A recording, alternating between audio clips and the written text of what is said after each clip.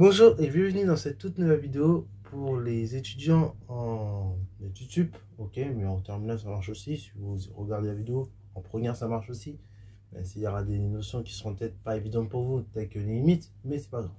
Donc l'idée de la vidéo va être très simple, c'est d'apprendre à étudier une fonction, ok. Donc c'est des questions en réalité c'est des questions que vous savez faire depuis très longtemps, c'est juste que depuis très longtemps on vous a trop prémâché le travail. Ok, c'est-à-dire que depuis que vous êtes en première, vous faites des études de fonction. Depuis que vous êtes en seconde, vous faites des études de fonction. Depuis que vous avez commencé à faire les fonctions, c'est-à-dire en troisième, vous faites des études de fonction. Donc ça a commencé à faire un petit moment, vous faites des études de fonction. Mais juste, depuis très longtemps, on vous a pré-mâché le travail. Faut pas se mentir. Donc du coup, il va falloir que je vous apprenne à étudier une fonction de manière autonome. Ok? Parce que oui, c'est bien beau d'apprendre un truc qui va être très important, que je vais développer de plus en plus sur cette chaîne. Et malheureusement, ça risque d'en pâtir sur la longueur des vidéos. Donc à l'avenir, peut-être je vous couperai démonstrations et cours pour pas que ça fasse trop long comme ça a pu être le cas dans les vidéos précédentes. Je verrai comment je gérer ça à l'avenir. Mais là, pour l'instant, on va considérer qu'on va fonctionner comme ça et puis on verra bien. Mais en tout cas, une autre compétence qu'il va falloir que vous appreniez, c'est à faire les choses par vous-même. Ok, à ce qu'on ne vous prémâche pas de travail. Parce que raisonner, c'est une chose. Mais apprendre à avoir des réflexes et des automatismes, c'en est une autre. Ok. Et notamment quand vous devez faire ceci, c'est-à-dire étudier une fonction. Ok. Concrètement, qu'est-ce qu'on fait quand on veut étudier une fonction? Et bien, quand on veut étudier une fonction, ça fonctionne en 4-5 étapes. Ok. La première, donc après, vous pouvez faire plus ou moins dans que vous voulez. Il y a des étapes quand même qui sont primordiales avant d'autres. Ok, on va en parler dans les secondes qui suivent. Mais voilà. Donc, quand vous voulez étudier une fonction, il va y avoir des étapes plus importantes que d'autres. Et donc, il va falloir appliquer le protocole que je vais vous montrer juste ici. Tout d'abord, quand vous voulez étudier une fonction, c'est la base de la base, c'est la base de la base, c'est la base de la base. Is the must. C'est tout simplement, il faut déterminer l'ensemble de définitions de cette fonction. Donc, là, vous avez une fonction qui est rationnelle. Cette fonction, elle existe si et seulement si son dénominateur est non nul. C'est-à-dire si et seulement si la quantité que j'ai entourée en bleu ne s'annule pas. Donc du coup, première étape, ça va revenir à un exercice très basique de seconde, ça va être trouver les racines de ce dénominateur-là. Donc f existe si et seulement si x au carré moins 2 différent de 0. Ok. Donc ça équivaut à dire que x moins 2 facteur, enfin x moins racine de 2 facteur x plus racine de 2 différent de 0. Alors là, quand je passe de là à là, je suis allé un peu vite, je vais rajouter une étape intermédiaire. Là, en fait, c'est dû au fait que x au carré moins 2, c'est la même chose que x au carré moins racine de 2, le tout au carré. Parce que oui, quand vous faites racine de 2 fois racine de 2, c'est racine de 2 au carré. Et ça fait tout simplement 2, ok. Enfin, ça fait tout simplement 2, oui, racine de 2 au carré. Et après, du coup, là, de là pour aller à là, j'applique des identités remarquables. Qui est la troisième identité remarquable, qu'on va appeler un peu autrement au milieu de l'année, qu'on appellera égalité Bernoulli. Ok, voilà. Une fois qu'on en arrive là, quelles sont les valeurs de x à prendre pour tel que ce produit-là soit non nul? Et il faut que x soit différent de racine de 2 et là j'insiste bien, x différent de moins racine de 2. Ok, il faut que ces deux conditions soient respectées en même temps, de manière simultanée. Si vous prenez que l'une des deux conditions est respectée, c'est-à-dire que vous autorisez qu'au moins l'une des deux valeurs soit nulle. Ok, ou en mathématiques, c'est ça. C'est-à-dire que si vous dites A ou B en maths, c'est-à-dire que vous avez la possibilité de faire A, vous avez la possibilité de faire B, ou vous avez la possibilité de faire les deux. Ok, donc là, c'est pas assez, comment dire, restrictif. Ok, quand on a un ou. Tandis qu'un et, c'est plus restrictif. Ok. Donc voilà. Ça, c'est hyper important. Donc, du coup, on en déduit la chose suivante. F existe si seulement si x est différent de racine de 2 et moins racine de 2. Donc, on en déduit la chose suivante. Domaine de définition de f, c'est l'ensemble des réels privés de moins racine de 2 et racine de 2. Ok, donc ceci est le domaine de définition de ma fonction f. Une fois que j'aurai déterminé, donc ça est le domaine de définition de f.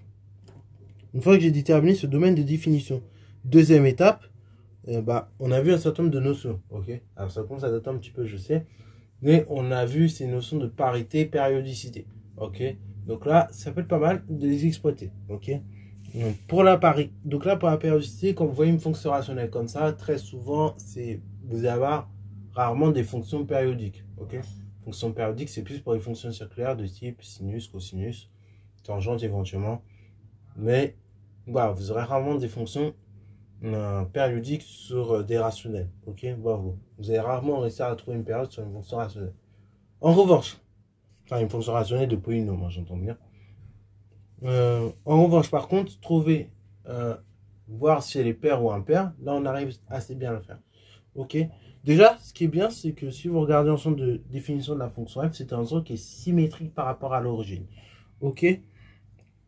Donc là, ça c'est la première étape, c'est le domaine de définition. Deuxième étape, ça a été étudié à parité.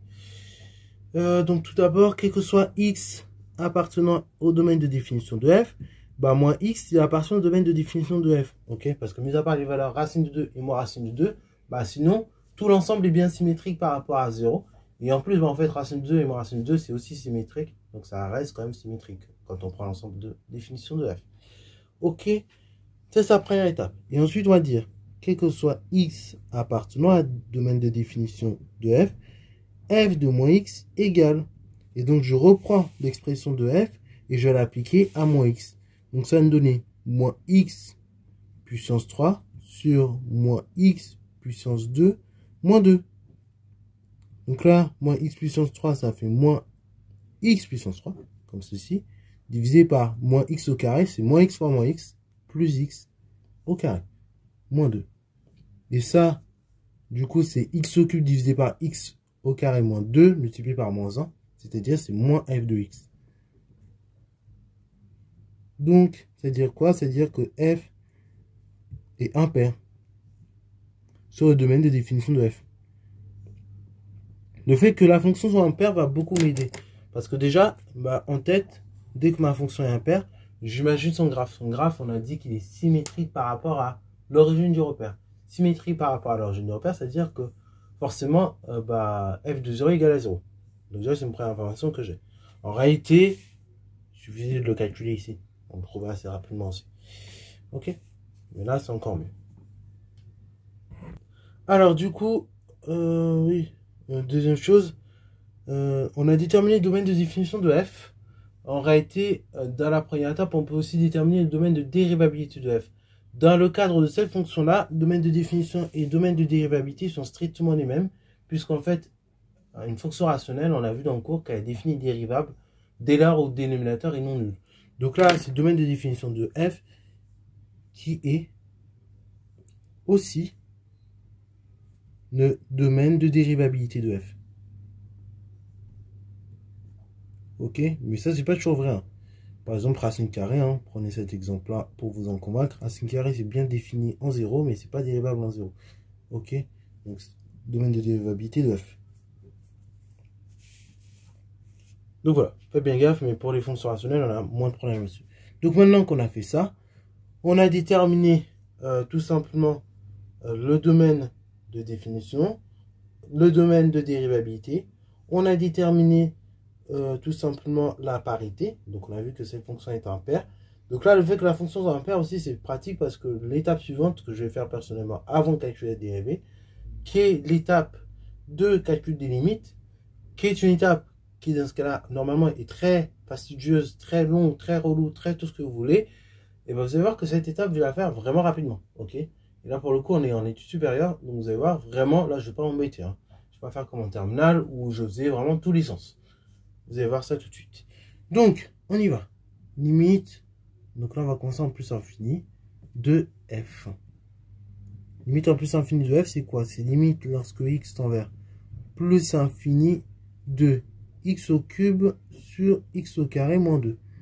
Et donc ça, c'est égal à la limite lorsque x tend vers plus infini de quoi? Donc là, on factorise par le monôme de plus haut degré, c'est-à-dire au numérateur x puissance 3. Du coup, on n'a que lui. Et au dénominateur, on a x puissance 2. X puissance 2 facteur 1 moins 2 sur x au carré. Et donc, c'est la limite lorsque x tend vers plus infini de x sur 1 moins 2 sur x au carré.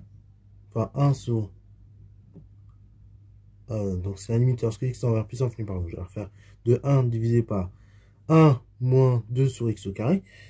Ensuite, limite lorsque x tend vers... on a dit plus infini. Donc là, je peux prendre avec le moins, le plus, ça revient même. De moins 2 sur x au carré, ça c'est 0.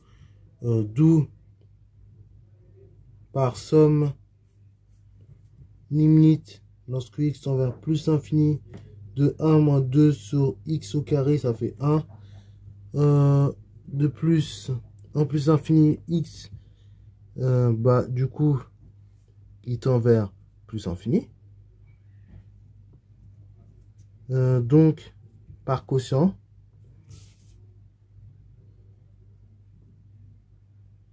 f, la fonction f en plus infini tend vers plus infini. Ok, ceci est good. On va procéder de même pour étudier la limite de f. Alors là, on va pas le faire en moins l'infini du coup, parce qu'on a dit qu'en moins l'infini, et bah tout simplement, comme la fonction est impaire, et bah en moins l'infini, ça va être l'opposé de la limite en plus infini. Ok, donc là, bah on n'a pas besoin de faire la limite en moins l'infini.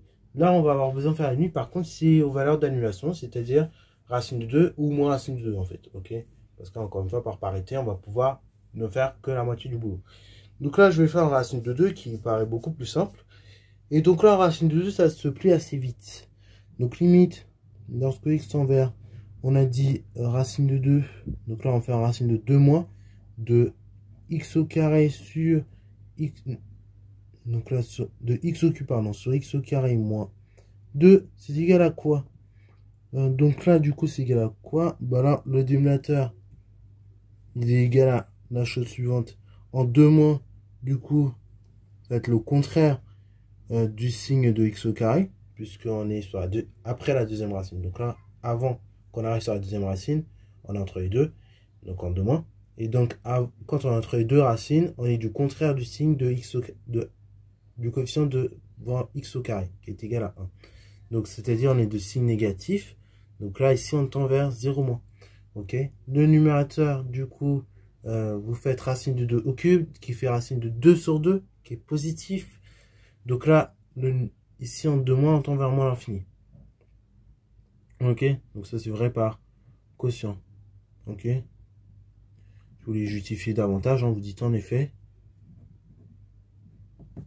limite, lorsque x tend vers racine de 2 moins 2x au carré moins 2, ça fait 0 moins. Et donc, tac, tac. Donc là, on va dire limite, lorsque x tend vers racine de 2 moins 2x au cube, ça fait 2 racines de 2. Ok, qui est positif. Et donc, par quotient, on a bien ce résultat-là, moins l'infini. Pareil, on transpose de même en plus infini, en 2 plus. Donc, limite en racine de 2 plus. Donc, limite lorsque x tend vers racine carrée de 2 plus, de x au cube sur x au carré moins 2. Ça fait plus infini par quotient. Ok. Donc, en effet, la limite lorsque x tend vers racine de 2, mais en étant plus grand que 2, bah là on est après la deuxième racine du polynôme x au carré moins 2. Donc là, le polynôme au dénominateur x au carré moins 2 tend vers 0, mais en étant plus grand que 0. Et on a dit toujours la limite lorsque x tend vers racine de 2 plus, c'est de x au cube, c'est 2 racines de 2. Alors en réalité, ces deux résultats-là se justifient tout simplement par la continuité de la fonction racine carrée en x égale racine de 2. Enfin non, ça justifie, résultat-là, je la refais. Se justifie en racine de 2, se justifie par la continuité de la fonction cube en racine de 2. Voilà. C'est mieux de dire ça. Bon, bah une fois qu'on a fait ça, on va tout là, on va pas se embêter à faire la même chose en moins l'infini. On va aller beaucoup plus vite. F étant impair sur son domaine de définition. Donc, on a donc la chose suivante. c'est-à-dire limite lorsque x tend vers, donc là, c'est lorsque x tend vers moins l'infini de f, par exemple, qui sera égal au contraire de la limite lorsque x tend vers plus l'infini, c'est-à-dire moins l'infini. Limite lorsque x tend vers moins racine de 2, mais en étant plus petit que racine de 2, voilà, c'est le contraire. C'est-à-dire que avant c'est négatif, maintenant c'est positif, donc ça fait plus l'infini. Et limite lorsque x tend vers racine de 2, moins racine de 2, donc là c'était moins racine de 2 en étant plus petit que racine de 2, c'est positif. Et là on se rapproche de moins racine de 2 mais en étant plus grand que moins racine de 2, donc pour la fonction f, donc là on est négatif. Ok. Donc là typiquement par exemple vous avez le cas d'une fonction qu'on ne peut pas prolonger par continuité en racine de 2 et en moins racine de 2, parce que les limites elles existent mais elles sont pas finies, donc voilà, on ne peut pas prolonger ces fonctions par continuité. Ok. Voilà, donc on continue la suite. Donc là la suite de la vidéo c'est quoi? Une fois que vous avez déterminé les limites, une fois que vous avez déterminé les ensembles de définition de dérivabilité, que vous avez étudié les parités, et l'étape qui suit c'est tout simplement calculer la dérivée et étudier le signe de la dérivée. Ok. Donc là on a dit f. Donc là je ne justifie pas, on l'a justifié tout à l'heure. Donc f est dérivable sur R plus sur domaine de définition de f en tant que quotient de fonction dérivable dont le dénominateur ne s'annule pas. Ok. Donc en tant que quotient de fonction dérivable sur domaine de définition de f dont le dénominateur ne s'annule pas sur ce domaine de définition, dont le dénominateur ne s'annule pas sur le domaine. Voilà, donc ça c'est une justification rapide si vous voulez, quand même rejustifier finalement. Et donc on va dire quel que soit x appartenant au domaine de définition de f. Je vais écrire ma fonction f parce que j'ai pas en mémoire. Donc c'est x au cube divisé par x au carré moins 2. Et donc on va calculer la dérivée de cette fonction, quel que soit x appartenant au domaine de définition de f. Donc f' de x égale. Donc là, comment on dérive une fonction de cette forme-là? On est de la forme u sur v. Ok. Donc, pareil, comme en terminale, on est de la forme u sur v. Donc j'applique la même formule qu'en terminale. Pour le coup, là, c'est fait partie des choses, j'ai envie de dire, ça n'a pas changé entre la terminale et les études sup. Donc je dérive le numérateur. Donc là, du coup, ça fait dériver de x au cube 3x carré que je multiplie par le dénominateur. Le dénominateur étant x au carré moins 2. Ok, moins le numérateur, c'est x au cube, multiplié par la dérivée du dénominateur. Dérivée de moins 2, c'est une constante, c'est 0. Multiplié par dérivée de x au carré, 2x. Et tout ça, vous divisez bien évidemment par le dénominateur que vous avez au carré. Donc, c'est-à-dire x moins 2 au carré. Enfin, x au carré moins 2, plutôt que vous avez au carré. On continue. On va maintenant essayer de factoriser un petit peu cette dérivée, parce que je vous rappelle, quand vous dérivez une fonction, le but c'est quand même d'en étudier son signe. Donc il faut arriver à quelque chose d'assez simple à étudier. Ok. Là au dénominateur, j'ai un carré, donc c'est assez simple à étudier le signe d'une quantité au carré. Et au numérateur, par contre, c'est pas évident, il va falloir que je simplifie. Donc là, je vais simplifier par x au carré, par exemple. Ok, parce que j'ai x au carré ici. Et là, x au cube, x, j'ai x puissance 4, donc je peux factoriser par x au carré.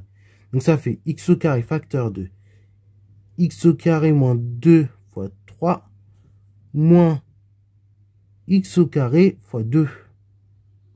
Ok.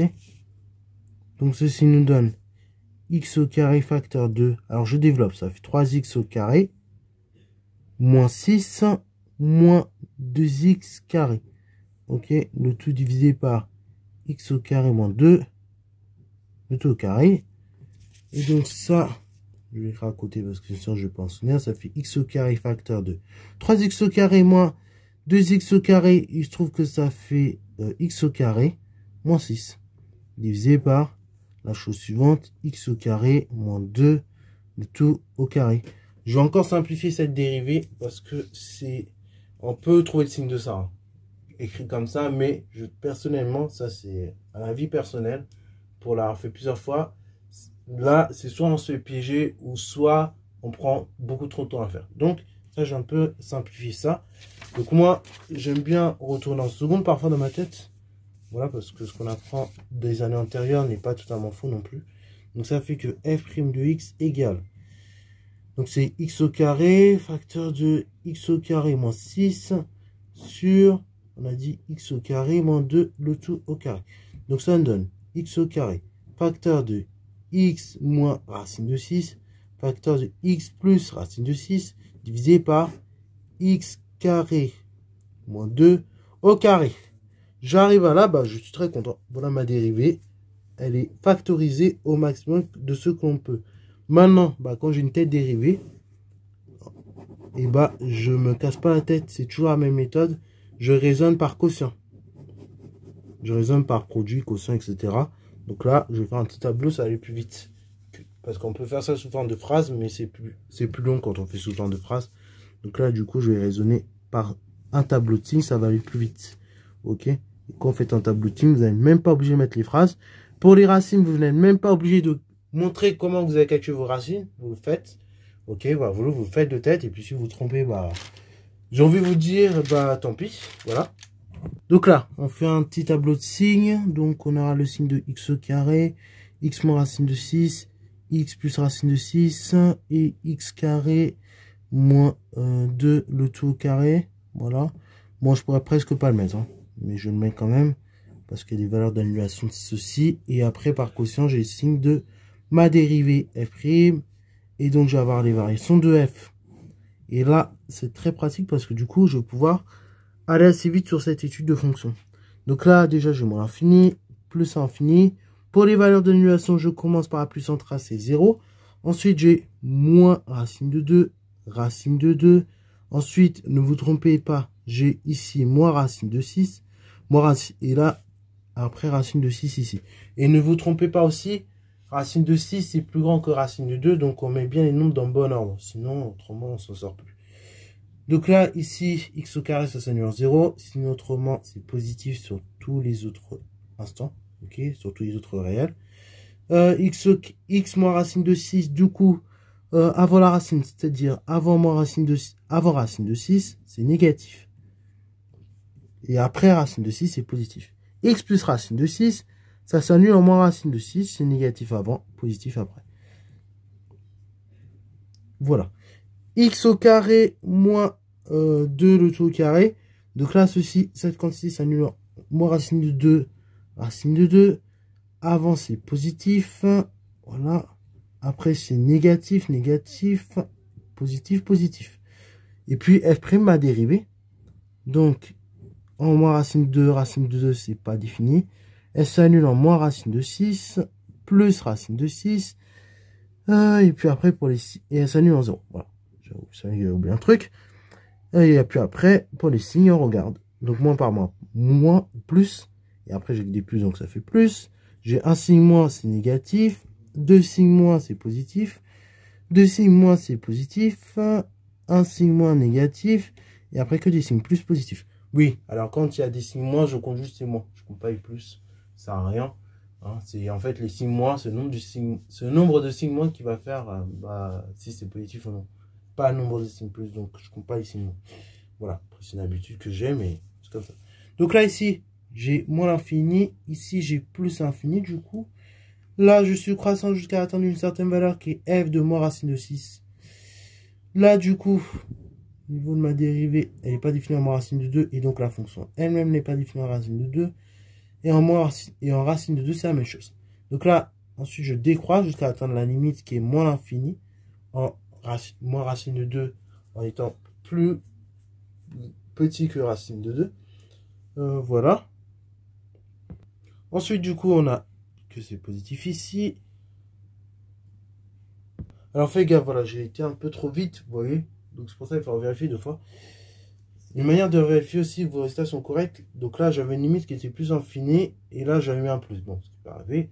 Parce que j'ai dû vérifier un peu trop rapidement. Ça arrive aussi. Et donc, du coup, j'avais un moins. Enfin, j'avais un plus, ça.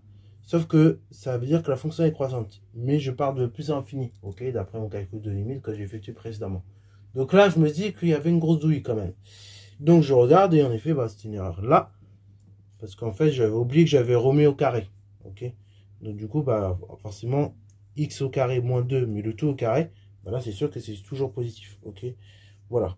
Donc là, ça fait bien moins, ici, moins aussi. Donc là, j'ai un signe moins, un signe moins. Et donc là, tu vois bien.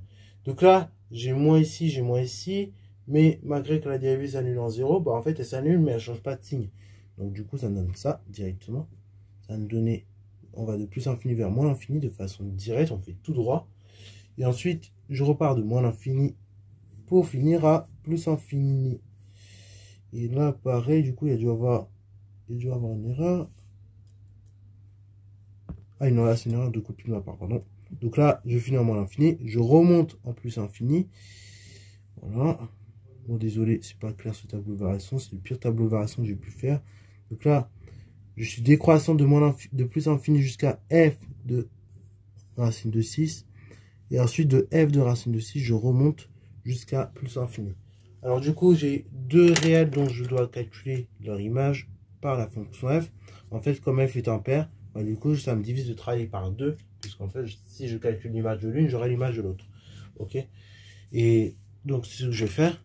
Je vais calculer f de racine de 6, qui va être plus simple. Donc f de racine de 6, c'est quoi? C'est racine de 6 au k au cube divisé par racine de 6 au carré moins 2.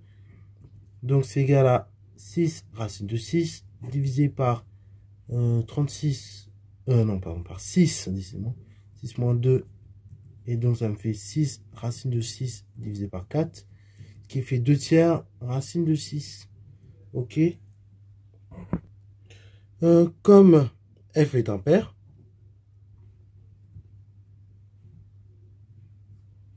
alors f de moins racine de 6, c'est l'opposé de f de racine de 6. C'est-à-dire, c'est moins 2 tiers racine de 6. Donc là, ici, j'aurai moins 2 tiers racine de 6. Ici, j'ai 2 tiers racine de 6. Ok. Donc, vous voyez qu'on n'est pas tous infaillibles sous le fait de faire des erreurs. Tout le monde en fait, mais il faut juste, quand vous faites des erreurs, les remarquer assez rapidement. Et vous, une fois que vous les avez remarquées, vous les niez surtout pas, vous les corrigez et tout va bien. Ok. Bon. Maintenant, on va tracer le graphe de cette fonction pour que vous puissiez visualiser. Ok. Alors oui, pareil, je vous l'ai peut-être pas mis, mais quand on vous dit d'étudier une fonction, en général, derrière, il y a un tracé de graphe qui est demandé. Alors bon, là, je vous montre pas l'exemple. Non, j'aurais faire ça au crayon à papier. Bon, mais voilà, je vais faire au stylo pour que ce soit plus visible. Parce que sinon, ça manque de visibilité. Une fois que vous avez votre repère comme ceci, ne faites pas la courbe de manière directe. Sinon, vous allez vous planter, il va vous manquer plein d'informations. Ok. Donc là, du coup, ne fait que en moins racine de 2 et en racine de 2, j'ai des limites infinies, ça me dit quoi? Et bien, ça me dit la chose suivante. Ça me dit qu'en moins racine de 2 et racine de 2, j'ai des asymptotes verticales. Donc là, moins racine de 2, c'est environ 1,4. Voilà, si j'arrondis au dixième. Donc à peu près ici, donc. Ici, racine de 2. De manière symétrique, moins racine de 2, c'est moins 1,4. Donc à peu près ici. Voilà. Donc là, ici, moins racine de 2. En ces deux points que j'ai placés en vert, et j'ai une asymptote horizontale. Asymptote verticale d'équation x égale racine de 2 ou moins racine de 2. Selon la position. Ok. Donc on essaie de bien tracer les choses. Et donc voilà une asymptote.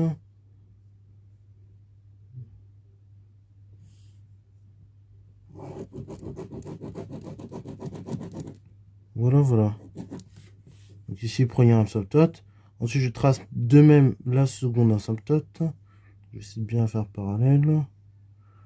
Vous, pareil, normalement, souvent, vous avez des carreaux, donc vous repérez encore plus facilement. Donc vous, ça doit être encore plus précis que chez moi, où j'ai une feuille blanche et que c'est pas exceptionnellement fou en termes de précision. Voilà, donc c'est à peu près ça l'idée.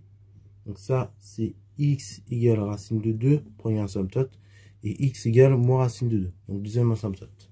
Voilà, donc là, première étape, je vais placer mon asymptote. Est-ce que j'ai des asymptotes horizontales? Non, puisque j'ai des limites infinies.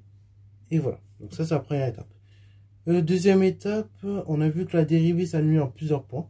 Donc, c'est-à-dire quand c'est plusieurs points, c'est-à-dire moins racine de 6 et 0, et du coup, j'ai des tangentes horizontales.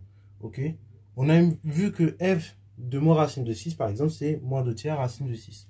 Ok? Donc, racine de 6, pour ceux qui ne voient pas bien la chose, c'est environ 2,4. Ok? Donc là, je vais me placer à environ 2,4. Donc là, 2,4, c'est à peu près par là. Faire moins 2,4 déjà.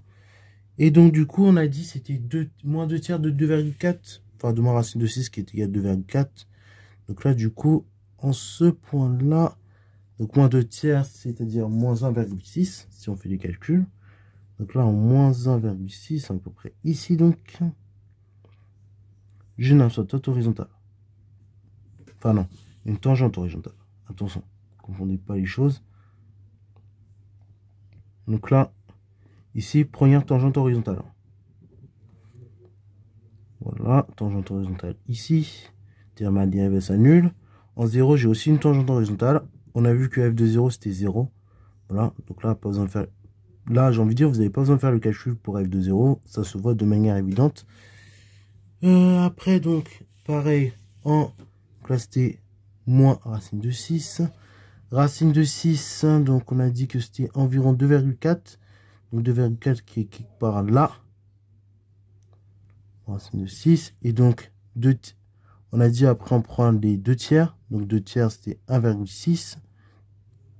Voilà, qui est là. Donc là, en ce point-là, à peu près, j'ai donc une tangente horizontale. Ok. Donc une tangente horizontale qui est de là. Donc voilà, voilà. Qu'est-ce qu'on a d'autre comme information? Bah, c'est déjà pas mal en termes d'informations. Et donc à partir de toutes ces informations, on peut tracer le graphe de la fonction f. Ok, qui aura... Alors là, mine de rien, malgré toutes les infos que nous aurons, et ben nous n'aurons qu'une allure de la courbe représentative de la fonction f. Ok, nous n'aurons pas exactement le graphe de la fonction f. On aura juste une allure. Donc on peut estimer ça fait 100. On peut estimer ça fait 100. Ensuite, un repart de plus belle, comme ceci. Ça passe par 0, comme ceci. Tac. Ensuite, on descend, comme ceci. Alors, on essaie après que ce soit à peu près symétrique. Parce que du coup, on est sur une fonction impaire. Voilà. Voilà, tchac, tchac, tchac. Sur asymptote. Après, donc, on repart de plus infini, comme ceci. Hop, comme ceci, voilà.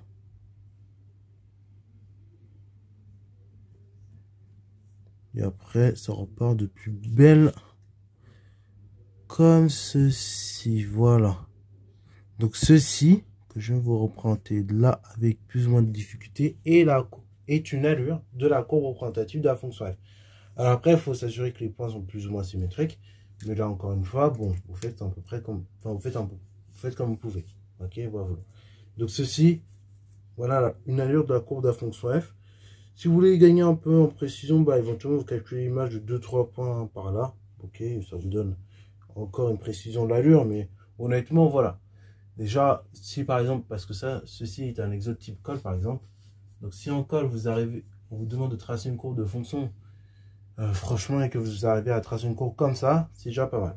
Ok, je vous dis la vérité, c'est pas mal, au vu du matériel que vous avez quand vous passez au tableau. Ok, qui est souvent une règle aussi longue que le chemin à parcourir avant des concours de prépa, pour ceux qui sont en prépa par exemple. Donc voilà, c'est tout pour cette vidéo là, j'espère qu'elle t'a plu. Si c'est le cas, n'hésite surtout pas à la liker, commenter et balance-toi en mathématiques et en sciences. Knocks you.